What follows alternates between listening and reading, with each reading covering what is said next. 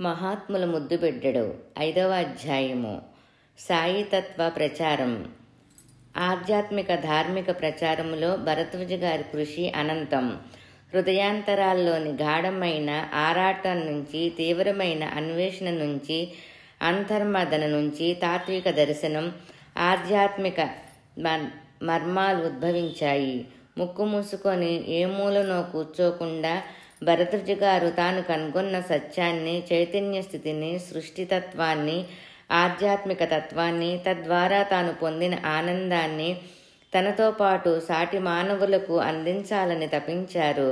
తత్ఫలితమే స్వచ్ఛమైన, అచ్చమైన ఆధ్యాత్మిక బీజాలను నాటి, మొలకెత్తించి, జాగ్రత్తగా పోషించి, పుష్పింపచేసి సత్సంగాలు, సద్గోష్ఠులు, చరిత్ర పారాయణలు, లేఖలు, ప్రసంగాలు, ప్రవచనాలు, పత్రికా రచనలు, మందిర నిర్మాణాలు, గ్రంథరచనలు అనే జ్ఞానఫలాలను పండించి నేటి తరానికి, భావితరాల వారికి అందించారు.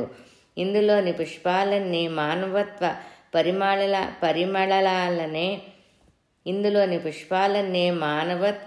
పరిమళాలనే గుబాళిస్తాయి. ఫలాలన్నీ మధురాతి మధురమైన ప్రేమ ఫలాలు, జ్ఞానఫలాలే. సకల చరాచర సృష్టి శక్తిమయం. ఈ శక్తి చైతన్యమయం. అంతటా నిండియున్న చైతన్యంతో తాదాత్మ్యం చెందటమే ఆధ్యాత్మికత అని మానవాళికి తృప్తి శాంతుల్ని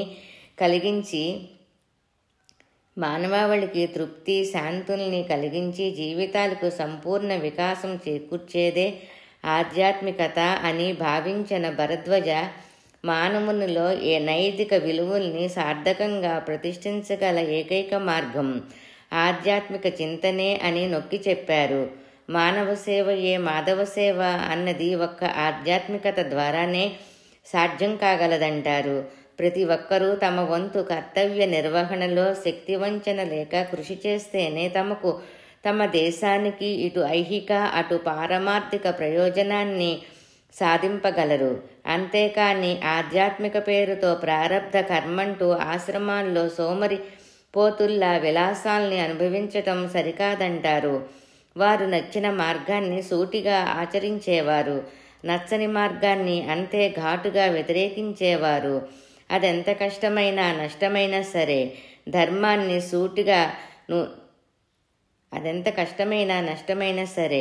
ధర్మాన్ని 100కి 100 పాళ్ళు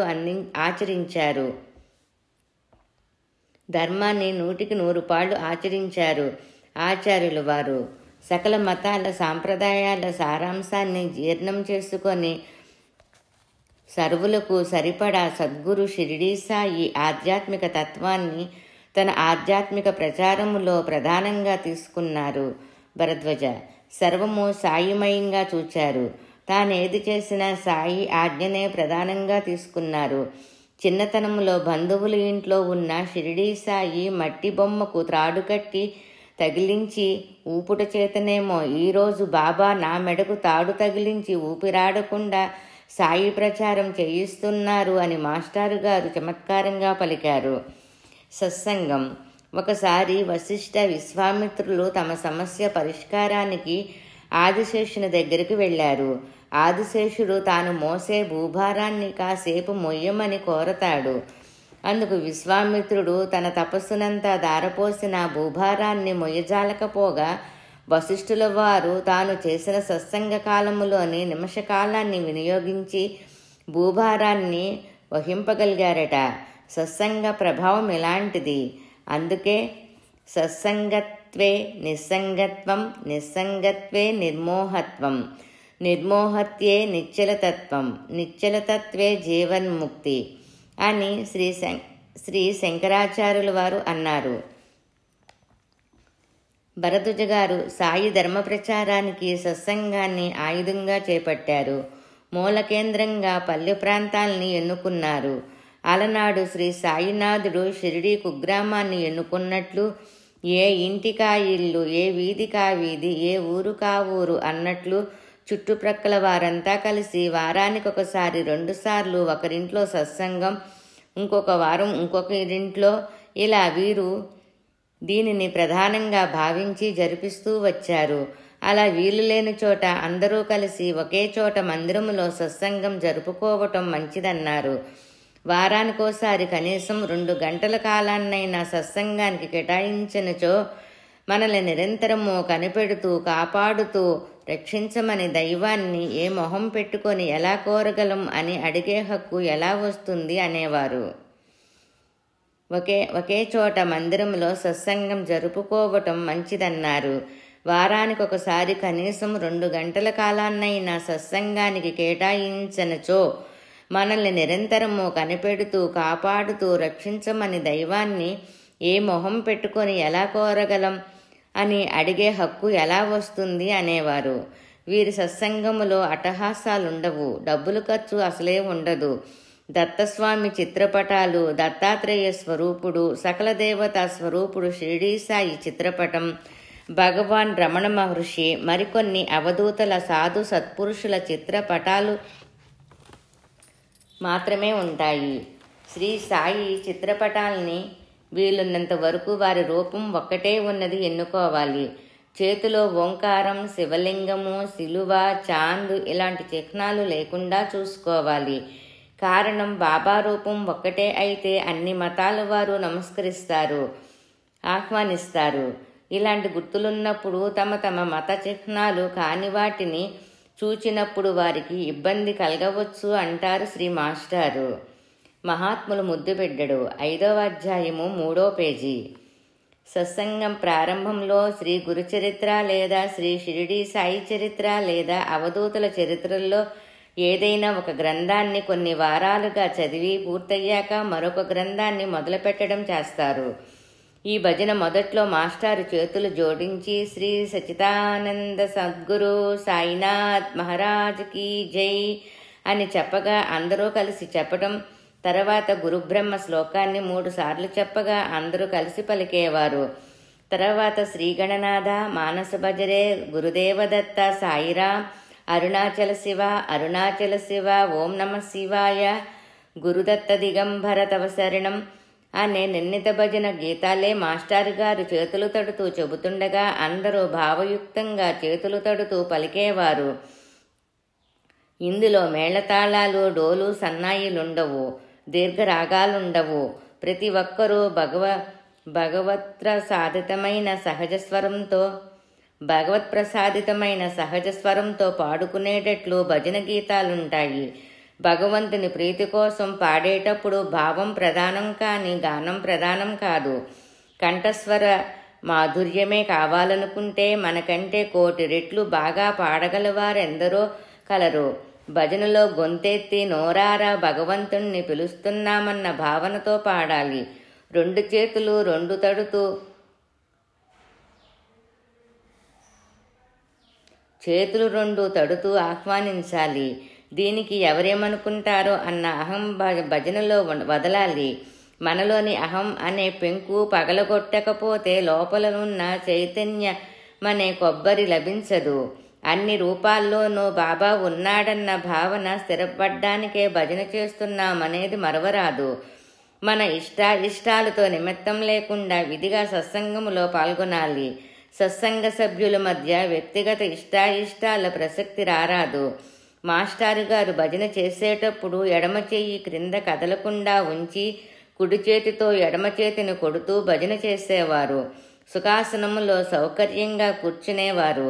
భజన పిమ్మట 3-4 నిమిషాలు మౌనంగా ప్రశాంతంగా ఉండి పిమ్మట చివరగా శ్రీ సచ్చిదానంద సద్గురు సాయినాథ్ మహారాజ్కి జై అని చెప్పి నైవేద్యమిచ్చి స్వామి సాయినాథాయ షిరిడిక్షేత్ర వాసాయ లేదా శిష్యప్రియ భజనప్రియ అనే హారతి పాట పాడేవారు.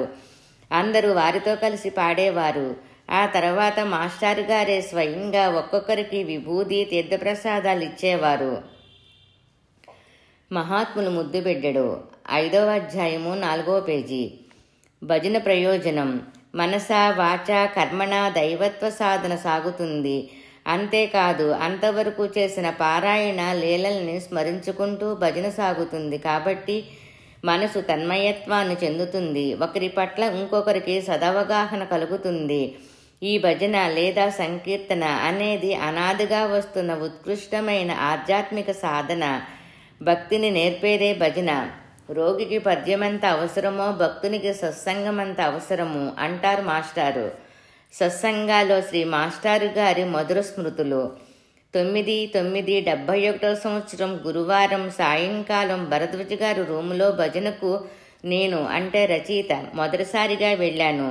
అప్పుడప్పుడే మాస్టారుతో పరిచయం. గది నిండా విద్యార్థులు, 3 లెక్చరర్లు, ఇంకా కొంతమంది క్రొత్తవారున్నారు. నేను వెళ్ళేసరికి ఏదో మహాత్ముల చరిత్ర చదివి ముగించి భజన ప్రారంభించారు. పెద్ద పెద్ద పూలదండలు కొందరు తెచ్చి బాబాగారి చిత్రపటానికి వేశారు.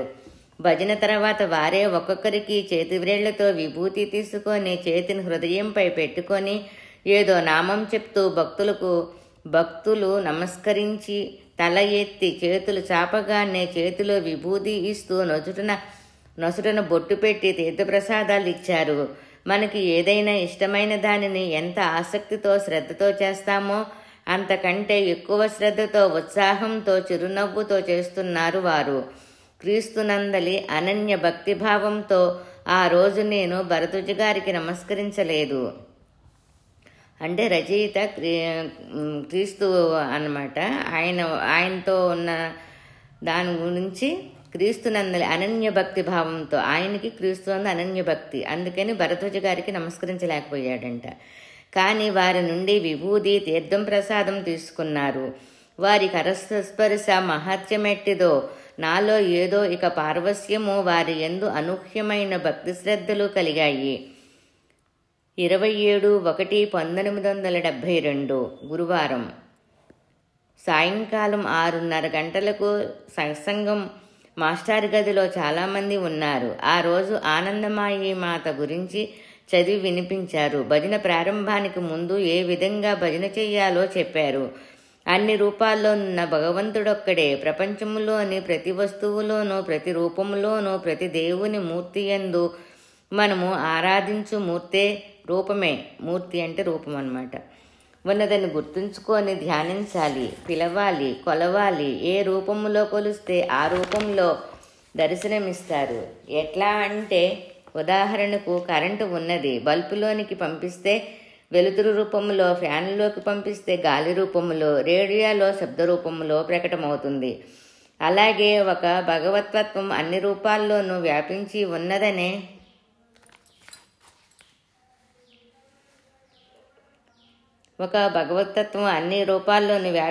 ఉన్నదనే విషయాన్ని గుర్తుంచుకొని ధ్యానించాలి. ఆధ్యాత్మిక స్థితిని దినదినానికి పెంపొందించుకోవాలి. కొన్ని రోజులు గ్రంథాలు చదివి సాధన చేసి మరికొన్ని రోజులు వదలాలి. ఇలా చేస్తే కొండపైకి కొంత ఎత్తు ఎక్కి మరలా క్రిందకి వచ్చి మరలా పైకి ఎక్కుట ప్రయత్నిస్తే ఎట్లుండునో ఇది కూడా అంతే అన్నారు. మహాత్ములు ముద్దుబిడ్డడు 5వ అధ్యాయము 5వ పేజీ. 22/1972 ఆదివారం మాస్టర్ గారి గదికి గుంటూరు నుండి రామభక్తుడు రంగన్నబాబు గారు రాగా సత్సంగము భజన జరిగినప్పుడు రంగన్నబాబు గారు ఇలా చెప్పారు. నేను మీ వంటివాడినే. నీటి కడవలు మోసి బ్రతికాను. ఇప్పుడు వయసు ఎక్కువైనందున నీరు పోయటం ఆపివేశాను. నీళ్లు మోసేటప్పుడు, అన్నము తినేటప్పుడు కోదండరామస్వామిని గ్రుడ్డిగా ప్రార్థన చేసుకుంటాను. ఒక భిక్షగాడు 1 గంట కూర్చొని భగవంతుని తలుచుకుంటే ఏమి లాభం? అంతకంటే బిచ్చమెత్తుకుంటేనే మేలు కదా అని ఒక ధనవంతుడు భగవంతుని ధ్యానిస్తే ఏమి వస్తుంది? ఈ గంటసేపు వడ్డీ వ్యాపారం చేసుకుంటే మేలు కదా అని అనుకుంటారే కానీ 1 గంట దైవస్మరణ ఎవరు చేస్తున్నారు? నామస్మరణ ఎంత చేస్తే అంత ఫలితం కదయ్యా అని అన్నారు. 6/12/73 గురువారం దత్త జయంతి రోజు అనసూయ అత్రి మహర్షులకి బ్రహ్మ విష్ణు మహేశ్వరులు ఒకే అంశలో దత్తాత్రేయునిగా జన్మించారని దత్తాత్రేయ అవతారాలని వివరించారు. శ్రీ దత్తాత్రేయుల వారి దివ్య అవతారమే శ్రీ షిరిడీ సాయిబాబా గారని అనేక దృష్టాంతాలలో భక్తులకు వివరించారు.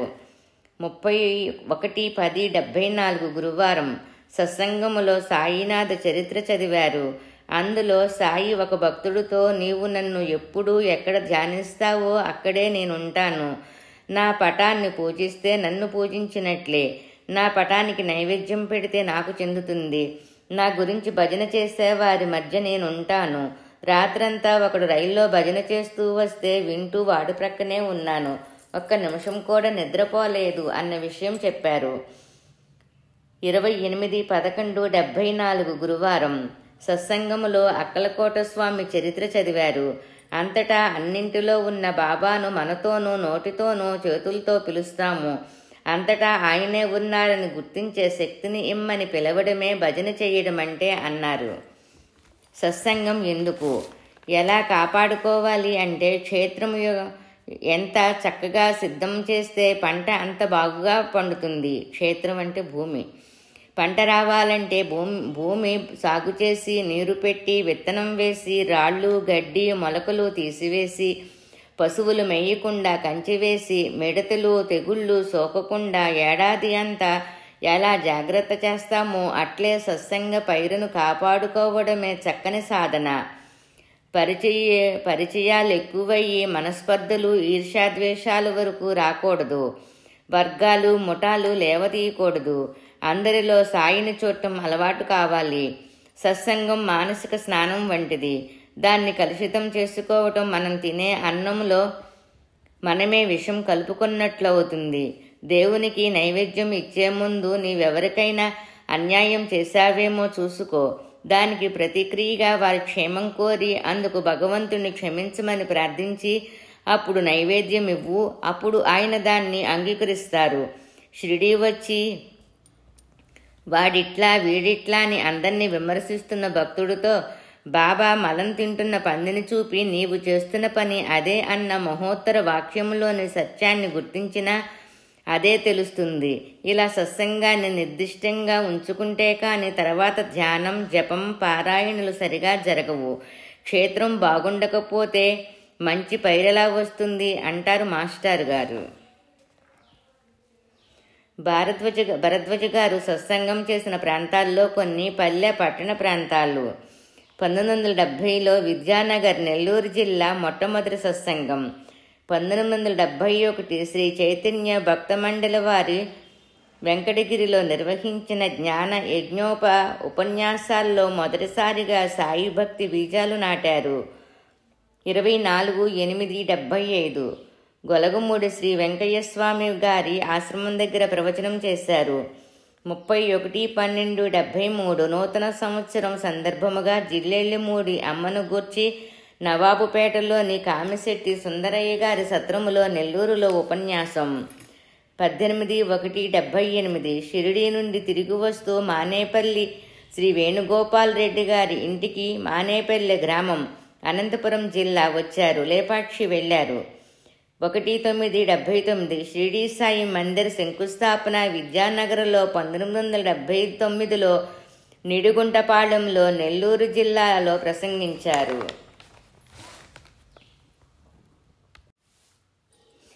మహాత్ములు ముద్దుబిడ్డడు 5వ అధ్యాయము 7వ పేజీ. 12/3/81 షిరిడీ సాయి మందిర కుంభాభిషేకోత్సవ కార్యక్రమాలు విద్యానగరు. 1982 శ్రావణ పూర్ణిమ నాడు ఒంగోలు లాయరిపేటలో సత్సంగ మందిరం ద్వారకామాయి ప్రారంభం మరియు సాయి మందిరం శంకుస్థాపన. 7/1/83 నెల్లూరు పట్టణంలో ఆల్ ఇండియా సాయి సమాజ్ కార్యక్రమంలో ప్రసంగించారు. 23/8/84 సాయి మందిరం నెల్లూరులో ప్రసంగం. మహాత్ములు ముద్దుబిడ్డడు 1984 గుంటూరులో షిరిడీ సాయి మందిరంలో 7 గంటలకు సాయంత్రం శ్రీ సాయి మహాసమాధి ఘట్టాన్ని ఆచార్యులు వారు వివరించారు. 8/12/84 గురవారెడ్డిపాళెం గ్రామంలో ఒంగోలుకు 15 కిలోమీటర్లలో ప్రసంగం. దత్త జయంతి సందర్భంగా దత్తావతారాన్ని షిరిడీ సాయి లీలల్ని వివరించారు. షిరిడీ సాయి మిషన్ హైదరాబాదుకు సంక్రాంతి నాడు 6:30 గంటలకు సాయి సుప్రభాత్ క్యాసెట్ విడుదల ప్రసంగం. 18, 19, 20 తేదీలు 86వ సంవత్సరము. గురు పౌర్ణమి సందర్భంగా కావిలిలో భరద్వాజ గారి ఉపన్యాసాలు. 16/4/87 హబ్సీగూడ హైదరాబాదులో శ్రీ సాంబశివరావు శ్రీ సాయి కుమారులతో మాస్టారు వాక్కులు. దిల్సుఖ్ నగర్ సాయి మందిరములో ప్రవచనము. 5/8/87 గుడివాడలో ప్రసంగం. 6/8/87 రామచంద్రాపురం గ్రామం గుడివాడకు 2 కిలోమీటర్లు. రాత్రంతా సత్సంగాలు నిర్వహించారు, ప్రవచనాలు చేశారు. 1/2/11/87 శ్రీ దత్తసాయి మందిరము ఎంవి అగ్రహారం నెల్లూరులో శ్రీ దత్త శ్రీ షిరిడీ సాయి పాలరాతి విగ్రహ ప్రతిష్ఠ బ్రహ్మజ్ఞులు శ్రీ తాడేపల్లి రాఘవనారాయణ శాస్త్రితో కలిసి చేశారు. 1988 జనవరిలో తిరుపతి ధర్మక్షేత్రములో ఆధ్యాత్మిక వేత్తల సదస్సులో మాట్లాడారు. 4/3/88 కలచేడు నెల్లూరు జిల్లా సాయి మందిరానికి శంకుస్థాపన శ్రీ మాస్టర్ చేశారు. 10/3/88 ముత్యాలంపాడు విజయవాడ షిరిడీ సాయి మందిరములో శ్రీ తాడేపల్లి రాఘవనారాయణ శాస్త్రి గారు భరద్వాజ్ గారు ప్రసంగించారు. 1/8/88 కావిలిలో నూతనంగా నిర్మిస్తున్న సాయి మందిరములో ఉపన్యసించారు. 17/9/88 సాయి సన్నిధి గ్రంథావిష్కరణ సందర్భముగా మైలవరం డ్యాం కడప జిల్లా ఉదయం 9 గంటలకు ఊర్లో ఉపన్యాసం, సాయంకాలం 6 గంటలకు గ్రంథావిష్కరణ సమయములో షిరిడీ సాయి గుడిలో ప్రసంగం చేశారు. 18/9/88 జమ్మలమడుగులో ప్రసంగం. 20/9/88 ప్రొద్దుటూరులో నామ ఎరుకల్లయ్య ఆశ్రమంలో ఉపన్యాసం. 21/9/88 కడప పాత బస్టాండ్ శ్రీ అవధూత మందిరంలో సాయంత్రం 4 గంటలకు ప్రవచనం. 6 గంటలకు ప్రభుత్వ బాలర జూనియర్ కళాశాల ఆవరణలో ఉపన్యాసం. 22/9/88 పోరిమామిళ్లలో ప్రభుత్వ కళాశాల ఆవరణలో సాయంత్రం 6 గంటలకు ప్రసంగం. విద్యానగర్, గూడూరు, గుంటూరు, విజయవాడ, రాజమండ్రి, కావలి, నెల్లూరు, హైదరాబాదు, ఖమ్మం, ఒంగోలు మున్నగు చోట్ల రాష్ట్రంలో అనేక గ్రామ పట్టణ ప్రాంతాల్లో సత్సంగ కేంద్రాలు, సాయి మందిర నిర్మాణాలు గావించి ఉపన్యాసాల ద్వారా, ప్రవచనాల ద్వారా ఆయా చోట్ల ప్రజల్లో ఆధ్యాత్మిక భక్తి బీజాలు నాటారు. అంతేకాక సత్సంగ కార్యక్రమంలో ప్రవచనాలు తన వరకే పరిమితం చేసుకోక 1988 నుండి తమ గృహంలోనే కొందరికి శిక్షణ ఇస్తూ వచ్చారు. నిత్యపారాయణ సత్సంగాల్లో చరిత్ర పారాయణ చేయటమే కాక ఎవరికి వారు నిత్యపారాయణ సమయాన్ని బట్టి చేసే ఆవశ్యకత గూర్చి పదే పదే చెప్తూ వచ్చారు. పూర్వకాలంలో సుఖయోగి పరీక్షిన్ మహారాజుకు భాగవత శ్రవణం చేయించటంతో ఆరంభమైనది. సత్సంగం వ్యాస వాల్మీకులు హరినామస్మరణతో తృప్తి చెందక పారాయణ చేసుకొనుటకు అసంఖ్యాక శ్లోకాలతో కూడిన భారత భాగవత రామాయణ గ్రంథాల్ని అందించారు. పారాయణం ద్వారా పరిణితి నొందగలము. పారాయణ నిత్యము చేస్తుంటే నామస్మరణ కృత్రిమంగా కాక భావయుక్తంగా ఉచ్ఛ్వాస నిశ్వాసములంతా సహజాతి సహజంగా సాగుతుంది. నిత్యపారాయణలో శ్రీ గురుచరిత్ర, శ్రీ షిరిడీ సాయి చరిత్రలతో పాటు శ్రీ అక్కలకోట స్వామి, శ్రీ మాణిక్య ప్రభు చరిత్ర చదివితే ఒక్కసారి పారాయణ పూర్తి అయినట్లు చెబుతారు. మహాత్ములు ముద్దుబిడ్డడు 5వ అధ్యాయము 9వ పేజీ. పిమ్మట అవధూత సిద్ధపురుషుల చరిత్రలను పారాయణం చెయ్యమంటారు. అంతేకాక మనం పారాయణ చేసే గ్రంథాలు సమగ్రంగా ఉండాలి. శ్రీ గురుచరిత్ర, శ్రీ సాయి చరిత్ర 2 కళ్ళ లాంటివి, సూర్యచంద్రుల్లాంటివి అంటారు. పారాయణ విధానం ఆయా గ్రంథాల్లో సూచింపబడి ఉన్నది. ఎన్నిసార్లు పారాయణ చేస్తున్నామన్నది కాదు ముఖ్యం. పారాయణ చెయ్యగా ఆయా సంఘటనల పట్ల మనం ఎలా ప్రవర్తించాలి అనే అవగాహన పెరగాలి. ఉదాహరణ, ఎదుటివాడితో పోట్లాడితే నాకు బాధ కలుగుతుంది అన్న బాబా సూక్తి సాయి చరిత్రలో చదువుతాము. మరి మనం ఎలా ప్రవర్తిస్తున్నామనేది పరీక్షించుకోవాలి, పరిశీలించుకోవాలి. అట్లే ఏదైనా ఒక కష్టం వస్తుంది, ఒక వ్యక్తి చనిపోతాడు. అప్పుడు మన అంతరంగిక పరిస్థితి ఏమిటి? బాధపడతాం. మరి బాబా రక్షించలేదా అని పట్టుబడితే దానికి సమాధానం చరిత్రలో ఉంది. ఉదాహరణ, రేగే తన బిడ్డను కోల్పోయిన సన్నివేశంలో రేగే ఎలా స్థిర మనసుతో ఉన్నది, బాబాను సేవించినది గుర్తు చేసుకోవాలి. ఎదుటివాడి శ్రేయస్సు ఆయనకు తెలుసు, మనకు శ్రేయస్సు కానిది ఆయన ఏమీ చెయ్యరు అని భావించాలి. మనం పట్టు పట్టకూడదు. అలా కాకుండా బాబా నాకేమి చేశాడు, ఎందుకు ఇలా చేశాడు అనుకుంటే పారాయణ చేసి ఏమి లాభం? కాబట్టి పారాయణ వల్ల లాభం ఏంటంటే మన జీవితంలో జరిగే సంఘటనలను ఎలా అన్వయించుకోవాలి, ప్రతిస్పందించాలి అనే అవగాహనతో పారాయణ చేయటం ముఖ్యం అనేవారు మాస్టారు. అలా చేస్తే తప్పక మనిషిలో మార్పు వస్తుంది. మొదట్లో కోరికలు కష్టాలు తీరి తర్వాత తీరుకున్న ఆయన ఎలా చేసినా మన కొరకే అనే అవగాహన పెరిగి మనసు స్థిరపడుతుంది. సర్వసాయిమయంగా భావించడం అనుభవించడంగా జరుగుతుంది. ఇదివరకు సమస్యలు వస్తే కలతపడే మనసు ఇప్పుడు కలత చెందదు, ప్రశాంతంగానే ఉంటుంది. ఇది చక్కటి పరిణతి కదా, భక్తి విశ్వాసం కదా. ఇంతకంటే మనిషిలో మార్పేమి రావాలి అంటారు భరద్వాజ గారు. ఏదైనా కోరికతో సమస్య పరిష్కారానికి పారాయణ చేసేటప్పుడు 3 సార్లుగా పారాయణ చేస్తున్నప్పుడు తినే పదార్థాల్లో ఇష్టమైన కూర లేదా కాఫీ ఇలాంటివి వదిలి పారాయణ పూర్తి కాగానే 2 రూపాయలు బాబాకు దక్షిణ సమర్పిస్తే సరి అంటారు. రోజు అన్నం తినేటప్పుడు మొదటి ముద్ద బాబాకు తీసి పెట్టాలి. అట్లే ఏది త్రాగినా తిన్నా ఆయన్నే స్మరిస్తూ తీసుకోవాలి అంటారు. పారాయణ అనంతరం కొందరికి దునిలో టెంకాయ సమర్పించమని చెప్పేవారు. సమయం లేని వారు, ఉద్యోగ నిమిత్తం వెళ్ళేవారు బస్సుల్లో రైళ్లల్లో కూడా పారాయణ చేసుకోవచ్చు. ప్రేమతో భావయుక్తంగా పఠించడమే ప్రధానం. పారాయణ ద్వారా ఐహిక బాధలు తొలగి ఆనందాన్ని పొందిన భక్తుల అనుభవాలు రాబోవు అధ్యాయాల్లో చదువుదాం. మహాత్ములు ముద్దుబిడ్డడు 5వ అధ్యాయము 10వ పేజీ. ప్రార్థన పూజ. సకల మతాల్లోనూ దైవ ప్రార్థన పూజ చేస్తుంటారు. ఇహపర శ్రేయస్సులకు ఇవి ప్రధానం. దైవాన్ని ఏ భాషలో ఏ పేరుతో ఎలా ప్రార్థించినా పూజించినా ఒకటే. మనసు ప్రశాంతత నుండి ఆనందించటమే కావలసింది. అన్నం తిన్నామా, రొట్టెలు తిన్నామా, పండ్లు తిన్నామా, పాలు త్రాగామా, గంజి త్రాగామా అన్నది కాదు ముఖ్యం. ఆకలి తీరడం ప్రధానమంటారు మాస్టారు. షోడశోపచార పూజతో పాటు ముఖ్యంగా నామావళి భావయుక్తంగా చేస్తే చక్కగా ఉంటుంది. ఎవరి ఇష్టాలను బట్టి వారు అలా దేవతామూర్తుల్ని ప్రార్థించటం పూజించటం ద్వారా సంపూర్ణ వికాసం చెందటమే మనం చేయాల్సింది అంటారు.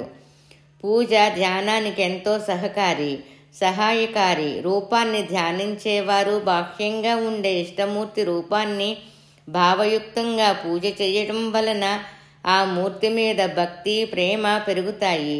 శ్రద్ధాభక్తులతో బాహ్యంగా పూజ చేసేంతసేపు ఆ మూర్తిని చూస్తాము కనుక కండ్లు మూసుకున్నంతసేపు అది మనసులో బాగా నిలుస్తుంది. అంతేకాక బాహ్యంగా మూర్తిని చూస్తున్నామని మనం తలిచేటప్పుడు కూడా వాస్తవానికి మనం చేసేది కంటి ద్వారా మనసుపై పడే మూర్తినే, అంటే మనోమయమైన దానినే, ప్రతిబింబాన్నే, అంటే బాహ్యమని తలచబడే పూజ కూడా నిజంగా అంతరంగికమే. బాహ్య పూజకు సద్గురువు యొక్క మూర్తి దేవతామూర్తుల కంటే శ్రేష్టం. దేవతామూర్తిని పూజించేటప్పుడు మనకు తెలియకనే దేవతలు ఒకరికంటే మరొకరు వేరని, ఒక్కొక్కరిని పూజిస్తే ఒక్కొక్క ఫలితము ఉంటుందన్న భావాలొస్తాయి. ఏకం సత్ విప్ర బహుదా వదంతి అన్నట్లు అసలు సత్యమైనది ఒక్కటే, వైవిధ్యమంతా భ్రాంతియే. అల్పజ్ఞులు వేరువేరు దేవతలను ఆరాధిస్తారని, అయినా వారి అనుగ్రహించేది ఒక్కటే, అయినా తానేనని శ్రీకృష్ణుడు చెప్పారు. గీతలో 4వ అధ్యాయము 34వ శ్లోకంలో గురువును గూర్చి చెబుతారు. గురుగీతలో గురుబ్రహ్మ శ్లోకం గురువు త్రిమూర్త్యాత్మకుడు, సాక్షాత్కార బ్రహ్మమని, సకల దేవతా స్వరూపమని చెబుతుంది. తమకు తమ పటానికి తేడా లేదని బాబా చెప్పిన దాన్ని గుర్తుంచుకొని సకల దేవతా స్వరూపుడగు సాయినాథుని పూజించాలి అంటారు భరద్వాజ. మహాత్ములు ముద్దుబిడ్డడు 5వ అధ్యాయము 11వ పేజీ. సద్గోష్ఠి. భరద్వాజ గారు ఎన్నుకున్న సాయితత్వ ప్రచారములో సద్గోష్ఠి చర్చలు చాలా ప్రభావాన్ని కలిగించేవి. మొట్టమొదట్లో ఎక్కడ పడితే అక్కడ భోజనానికి పోతూ వస్తూ సాయంత్రపు వేళ షికారుకెళ్ళినప్పుడు ప్రయాణాల్లో చర్చలు జరిగేవి. క్రమేణా వారున్న గదిలోనే రాత్రిళ్ళు 2-3 గంటల వరకు సాగేవి. ఆ తర్వాత మరుసటి రోజు కళాశాలలో వారు చెప్పే పాఠాన్ని ప్రిపేర్ అయ్యి తెల్లవారుజామునో పడుకునేవారు. బ్రహ్మచారిగా ఉన్నప్పుడే కాక గృహస్థుడుగా ఉన్నప్పుడు ఎప్పుడైనా నిరభ్యంతరంగా ఆ గదికి రావచ్చు. ఎల్లప్పుడూ తలుపులు తెరిచే ఉంటాయి. తన తండ్రి సాయినాథుని ద్వారకామాయిలాగా విద్యార్థులు, అధ్యాపకులు, మిత్రులు, మేధావులు, పల్లె ప్రజలు, పట్టణ ప్రజలు, స్త్రీలు, పురుషులు, పిన్నలు, పెద్దలు, హిందువులు, ముస్లింలు, క్రైస్తవులు, వీరు వారనే పట్టింపులు, భేదాలు అక్కడ కనిపించవు. అదొక విజ్ఞాన భాండాగారం, ఆధ్యాత్మిక ధనాగారం, ప్రశాంత ధ్యాన మందిరం. అది విద్యానగర్లోని ఇల్లు కావచ్చు, ఒంగోలు సంతపేటలోని ఇల్లు కావచ్చు, లేదా లాయర్పేటలోని ఇల్లు కావచ్చు, ప్రస్తుతమున్న ముంగమూరు డొంకలోని ఇల్లు కావచ్చు. ఏదైనా అది సర్వజనాదరణీయంగా బాసిల్లిన ఆధ్యాత్మిక జ్ఞాన ప్రశాంత మందిరము. చర్చిల్లో రకాలు. దేవుడున్నాడా? ఉంటే ఎలా ఉంటాడు? పునర్జన్మలున్నాయా? ప్రారబ్ధ కర్మ నిజమేనా? ఏ దానం గొప్ప? గురువు అనుగ్రహం గొప్ప? మన కృషి గొప్ప? లోకములో అన్యాయాలు, అంతరాలు తీరేదెప్పుడు? ఇలా ఒకటేమిటి, రకరకాల చర్చలు జరిగేవి. ఒకసారి ఓ భాస్కర్ రెడ్డి అనే సైన్స్ విద్యార్థి మాస్టారు గారితో, సార్, మేము కనిపించేదాన్ని నమ్ముతాము, ఈ గోడ ఉన్నట్లు దైవం ఇవన్నీ ఉన్నాయా, ఎలా నమ్మాలి అని ప్రశ్నిస్తే దానిపై 3 గంటల చర్చ సాగింది. మనసు సంతోషం, దుఃఖం ఇవన్నీ నీవు చూస్తున్నావా? నీ తల వెనుక వైపున చూడటం లేదు కదా, కాబట్టి నమ్మకూడదా? ఇలా సాగింది చర్చ. గోడ ఉన్నంతగా దైవం ఉన్నాడా అన్నది నీ ప్రశ్న. అది మనకున్న ఇంద్రియానుభవాన్ని బట్టి ఈ గోడ ఉంది అంటున్నావు. ఒక్కసారి ఎలక్ట్రాన్లు, న్యూట్రాన్లు, ప్రోటాన్లు స్థాయికి వెళ్ళి చూడు.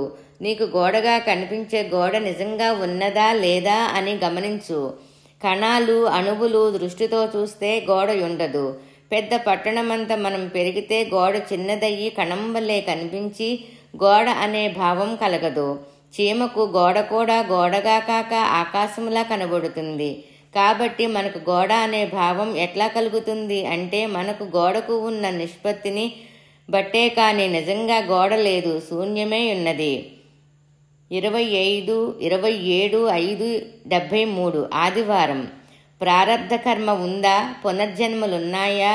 ఉంటే వీటికి వాటికి సంబంధం ఉందంటారా? లేకపోతే ఇవన్నీ కల్పితాలా? మీరు వీటిని నమ్ముతారా? ఇదంతా మీ భ్రమ కాదు కదా అని ఓర్పుగా వివరంగా చర్చించేవారు. వెనక మనం చేసుకున్న కర్మను బట్టే నేటి మన జీవితంలో సంఘటనలు సంభవిస్తుంటాయి.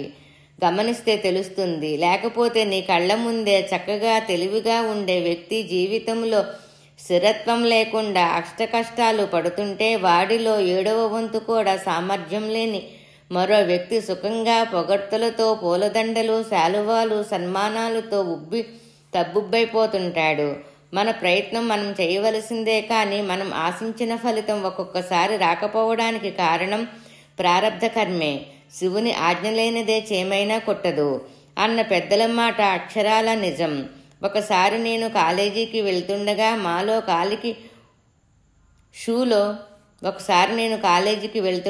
షూలో కాలికి ఒత్తుకుంటూ గరగరా అంటున్నది. అట్లే వెళ్ళి స్టాఫ్ రూమ్లో కూర్చొని విప్పి చూస్తే అందులో తేలుండినది. మరేమంటారు? అది కుట్టి ఉంటే చెప్పలేనంత బాధ ఉండేది కదా.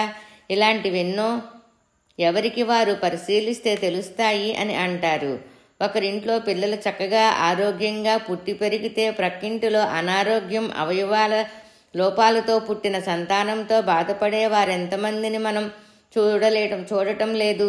అట్లాగే సమాజంలో మనకి ఎదుటివారితోనున్న స్నేహం, శత్రుత్వం కూడా ప్రారబ్ధ కర్మే. ఒకడేమో మనకేమీ తెలియకున్నా చక్కని సహాయం చేస్తాడు, ఇంకొకడు చిన్నప్పటి నుండి బాగా తెలిసినా సరే ఉన్నట్టుండి నిష్కారణంగా ద్రోహం చేస్తాడు. కాన ప్రారబ్ధ కర్మ అనుభవించాల్సిందే. కానీ గురువు అనుగ్రహంచే కొంత తగ్గించుకోవచ్చు, కొంత వేరే జన్మకు పొడిగించుకోవచ్చు. కానీ చేసిన కర్మలను బట్టి అనుభవించడమే న్యాయం. చెడు చేసి పుణ్యం రావాలని కోరుకోవటం సరికాదు. క్రొత్తగా దుష్కర్మ చేయకుండటం అవసరం అని భరద్వాజ గారు అంటారు. పునర్జన్మలనేవి తప్పక ఉన్నాయంటూ సైంటిస్టులు పరిశోధనలను గూర్చి వివరంగా చెప్పేవారు. మరి జిల్లెళ్ళమూడి అమ్మగారు పునర్జన్మలేవంటారే అనగా జ్ఞాని దృష్టిలో అవి ఉండవు, కానీ మామూలు వారి దృష్టికి అమ్మ చెప్పేది కుదరదు అనేవారు. విదేశీయ క్రైస్తవుడగు ఇయాన్ స్టీవెన్సన్ అనే డాక్టర్ తనకు వీటి మీద నమ్మకం లేక పరిశోధనకు పూనుకొని కొన్న వందల పునర్జన్మల కథలను చూచి చివరకు పునర్జన్మలు నిరూపించే 20 ఉదాహరణలు అనే గ్రంథాన్ని రాశారు. అందులో కొన్ని చెప్తాను అంటూ ఇలా చెప్పారు. ఢిల్లీలో 4 సంవత్సరముల బాలిక గత జన్మలో తన ఊరు మధుర అని, తన భర్త, తల్లిదండ్రులు అక్కడే ఉన్నారని పేర్లు చెప్పి ఫలానా చోటు తన ఇల్లు ఉందని చెప్పగా వారికి రమ్మని ఉత్తరం రాశారు. వారు రాగానే ఈ అమ్మాయి తన భర్తను చూచి సిగ్గుతో తల వంచుకున్నది. ఇంట్లో వెళ్ళి ఫలానా పిండి వంటలు చేయించి వారికి పెట్టగా భర్త ఈ పిండి వంటలను చనిపోయిన నా భార్య చేసేది అనగానే, ఏమండి నన్ను తప్ప వేరే వారిని పెళ్లి చేసుకొని మరలా చేసుకున్నారే అనగా ఆయన నిజమేనని చెప్పారు. ఈ అమ్మాయి మధురకెళ్ళి ఇంటిలో పగలకొట్టిన గోడ దగ్గర ఇక్కడ అడ్డగోడ ఉండాలి అని చెప్పగా నిజమే అన్నారు. మరి ఇది పునర్జన్మ విషయం కాదా? అట్లే ఇంగ్లాండు, ఫ్రాన్స్ దేశాల్లో జరిగిన పునర్జన్మ విషయాలను చెబుతూ వీరి పరిశోధన ఫలితాల కంటే ముందే నాకు పునర్జన్మ మీద నమ్మకం ఉంది, కాకపోతే మీకు నమ్మకం కలగడానికి వీటిని గురించి చెప్పాను అన్నారు. అప్పుడు ఒకరు క్రైస్తవ మతంలో పునర్జన్మలు లేవంటారు కదా అంటే అలా ఏమీ లేదు. మొదట క్రీస్తు యేసుల్లాగా ఉన్నారు, యేసుల్లానే క్రీస్తుగా జన్మించాడు. బైబిల్లో ఒక పుట్టుగ్రుడ్డి బాలుని యేసు వద్దకు తీసుకువెళ్ళి ఇలా పుట్టుటకు ఇతని కర్మ పూర్వులు పాప ఫలితమా అని అడుగుతారు అంటూ పునర్జన్మలపై సైంటిస్టులు పరిశోధనల గురించి మాస్టారు వ్రాసిన ఆర్టికల్ తీసిచ్చారు. రాజమండ్రిలో కోనసీమ పండితులతో జరిగిన చర్చల్లో మాస్టారు గారు ఇలా అంటారు. ప్రతి విషయాన్ని గూర్చి తార్కికంగా యోచించే నాకు శ్రీరాముని గూర్చి ఒక సందేహం వెంటాడుతుండేది. శ్రీరాముడు మూర్తిభవించిన ధర్మమే అన్నారు, రామో విగ్రహవాన్ ధర్మః అని. మరి దశరథుని తర్వాత దేశాన్ని ఆయన పాలించడం ప్రజలకు అత్యంత శ్రేయోదాయకమే. అది అతని ధర్మము, విధి కూడా. కానీ వృద్ధుడైన దశరథుడు కామవశుడయ్యి తన 3వ భార్యకు ధర్మ విరుద్ధమైన వాగ్దానం చేశాడు. ఆమె కొడుకు భరతునికి పట్టాభిషేకం చేస్తానని దశరథుని ఆజ్ఞను అనుసరించి రాముడు రాజ్యాన్ని వదిలి అడవులకు వెళ్ళిపోయాడు. రాముడు ధర్మాత్ముడైతే ఈ అధర్మాన్ని ప్రతిఘటించి తన సాటిలేని పరిపాలనను ప్రసాదించాలి కదా. అలా చెయ్యని రాముడు ధర్మాత్ముడు ఎలా అయ్యాడు? దీనిని పితృవాక్య పాలనమని సరిపెట్టుకోవడం తప్పదు. కారణం ధర్మాధర్మాలు ప్రసక్తి వచ్చినప్పుడు వ్యక్తిగతమైన మమకారం వదిలి ధర్మం కోసం పోరాడటం క్షత్రియుని ధర్మము. అలా చెయ్యనివాడు పాపాన్ని పొందుతాడని కదా భగవద్గీతలో శ్రీకృష్ణుడు బోధించింది. అంతేకాక ప్రహ్లాదుడు ధర్మబద్ధుడై కదా తన తండ్రి హిరణ్యకశిపుణ్ణి ఎదిరించింది. మరి కేవలం పితృవాక్య పాలన అనే ధర్మానికై ప్రజలందరినీ ధర్మబద్ధంగా పాలించాలన్న ధర్మాన్ని వదిలినట్లే కదా. దీని విషయమై ఎందరూ అడిగినా నాకు తృప్తికరమైన సమాధానం లభించలేదు. కోనసీమ పండితుల వివరణ కూడా తృప్తినివ్వలేకపోయింది. ఒకసారి 1975 సంవత్సరంలో షిరిడీ చేరి ద్వారకామాయిలోని సాయి పాదుకులకు నొక్కుతూ, సాయి, మీరు భౌతిక శరీరాన్ని చాలించిన తర్వాత ఇన్ని దశాబ్దాలకు కూడా మీ పాదుకులు భక్తుల హృదయాలపై ఇంత ఘనంగా రాజ్యమేలుతున్నాయి కదా. ఆహా, ఏమి మహిమ! ఆహా, ఏమి మీ మహిమ అని ప్రార్థించాను. ఆ సమయంలో ఒక ఆలోచన నాలో మెరిసింది. ఓహో, ఆనాడు రామపాదుకులు సింహాసనం మీద నుండి ప్రజల్ని ఇలాగ పరిపాలించాయి కాబోలు. ఆనాడు రామపాదుకులు సింహాసనం మీద నుండి ప్రజల్ని ఇలాగా పరిపాలించాయి కాబోలు అని శ్రీరాముడు ధర్మమూర్తి ఎలా అయినాడో అర్థమైంది. తాను అరణ్యాలకు వెళ్ళిన తర్వాత కూడా ఆ ధర్మమే భగవంతుని హృదయాన్ని ఆక్రమించి తన పాదుకులను సింహాసనం మీద స్థాపించి వాటి ప్రతినిధిగా మాత్రమే అతడు ప్రజలను పరిపాలించాడు. తాను అరణ్యాలకు వెళ్ళి కూడా రాముడు ఈ విధంగా తన ప్రజలకు రామరాజ్యం కొరవడనీయలేదు. మహాత్ములు ముద్దుబిడ్డడు 5వ అధ్యాయము 15వ పేజీ. అంతేకాదు, రాముడు తప్ప అరణ్యవాసులైన మహర్షులను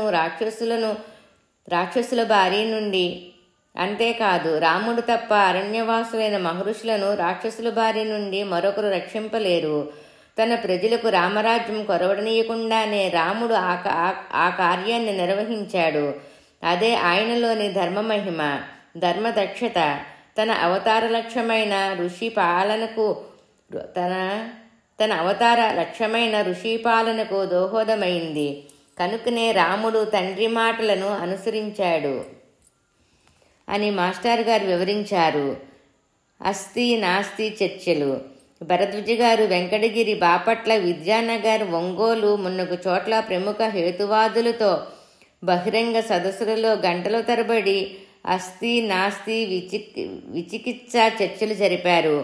ప్రముఖ హేతువాది శ్రీ లవణం గారితో 1980లో విద్యానగర్లోను, ప్రముఖ రాష్ట్ర హేతువాద సంఘ అధ్యక్షుడు శ్రీ రావిపూడి వెంకటాద్రి గారితో విజ్ఞాన కళాసమితి వారి ఆధ్వర్యమున చేసిన చర్చల్లో ఇండియన్ మెడికల్ అసోసియేషన్ ఒంగోలు పట్టణమందు 5/4/81 పటిష్టంగా సిద్ధాంతపరంగా హేతుబద్ధంగా చర్చలు జరిగాయి. చర్చల సారాంశం సాయిబాబా పక్షపత్రికలో ప్రచురింపబడినది.